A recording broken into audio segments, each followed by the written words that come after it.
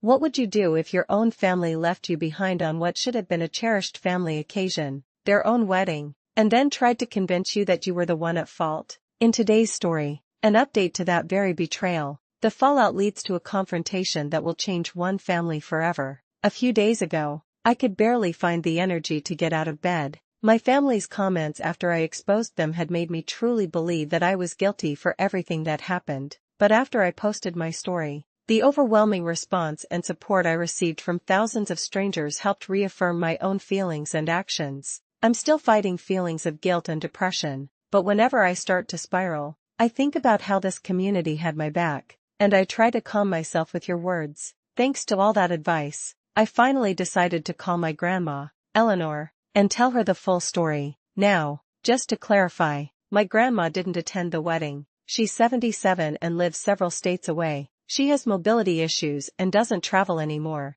I'd last seen her around Easter when we visited, and she had mentioned then that I might read a poem at the ceremony. She has always been loving to me and has called my parents out in the past for their favoritism, but it's hard for her to be more involved since she lives so far away. I'm always worried about bothering her due to her age and health. She had a minor stroke a few years back, and while she's back to normal, I still worry. I called her and laid out everything. I told her about the wedding, and how my parents didn't even buy me a ticket to go with them. When I told her that, she came to the same conclusion that most of the commenters did. It was simply impossible that they had forgotten me. They did it on purpose. I just broke down and cried on the phone with her, telling her how I was feeling, how this pattern has been going on forever, and most importantly, about my desperate need to get out of that house. She was incredibly sweet and comforting. She told me I had nothing else to worry about, that she had my back 100%, and that I should take it easy but start making plans for my future, promising she'd help me.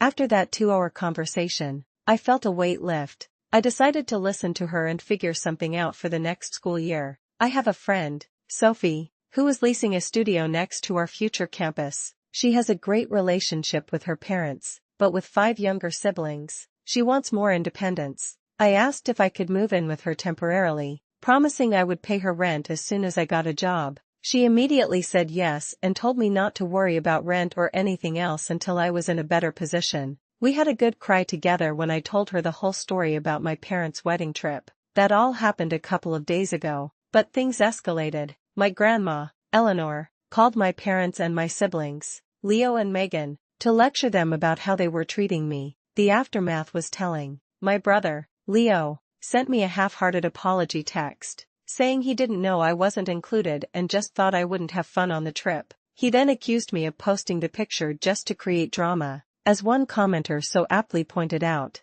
that message from my brother proves they purposely left me out. The commenter went on to say that I shouldn't expect my family to ever admit any wrongdoing. They might pretend while my grandma is there, but that will change the moment she leaves. The advice was stark but true. You cannot change them, but you can change yourself. You can distance yourself and do what's best for you. My sister, Megan, on the other hand, went on the attack. She berated me in a text, telling me that I kept trying to make my own problems public and pin them on our innocent family. This revealed Megan's core strategy, one shared by the rest of her immediate family, to deflect all blame by painting the victim as the aggressor, a tactic of emotional manipulation that was about to spectacularly backfire. Ever since my parents got back from their trip, it's been strange. At first, they were furious and berated me. After that, we just ignored each other. But after my grandma's call, they came into my room. They told me that if I wanted to put this whole issue to rest, I should just shut up about it.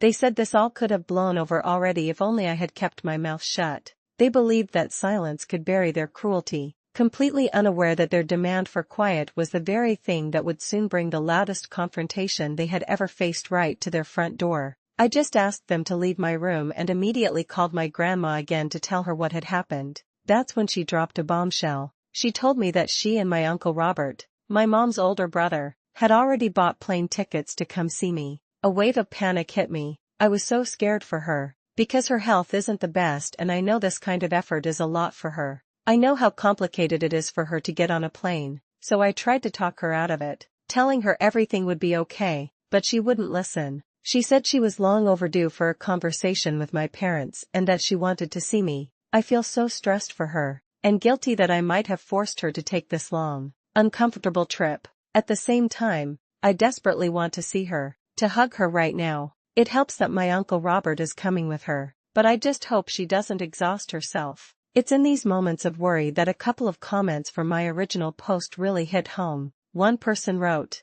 "Your first concern is your grandma. Oh, OP, you are the sweetest, kindest person. You definitely didn't inherit your parents' genes. Your grandma is fired up for you. This is helping her health, not hurting it. She's got a purpose and a grandchild to go to bat for, and she feels needed." Another pointed out something incredibly powerful. "I want you to remember something. Your grandmother, who is awesome, by the way, didn't attend your parents' wedding because of her health issues, but she is getting on a plane for you. That's how much she loves you. Let her do what she feels is right." They arrive tomorrow. My parents have no idea they're coming. My grandma asked me to keep it a secret until she gets here. I hope she can make my parents see the profound mistake in their actions, or, at the very least, help me break the news to them that I'm moving out very soon, and that I plan on going no contact with them. I'm still worried about her doing so much for me, but I also appreciate and love her more than words can say for doing all of this. This story is a powerful reminder that the family you choose can be far more supportive than the family you're born into, and that true love is measured by actions, not by hollow words or obligations. Have you ever had to rely on a chosen family member when your biological family let you down? Share your story in the comments below.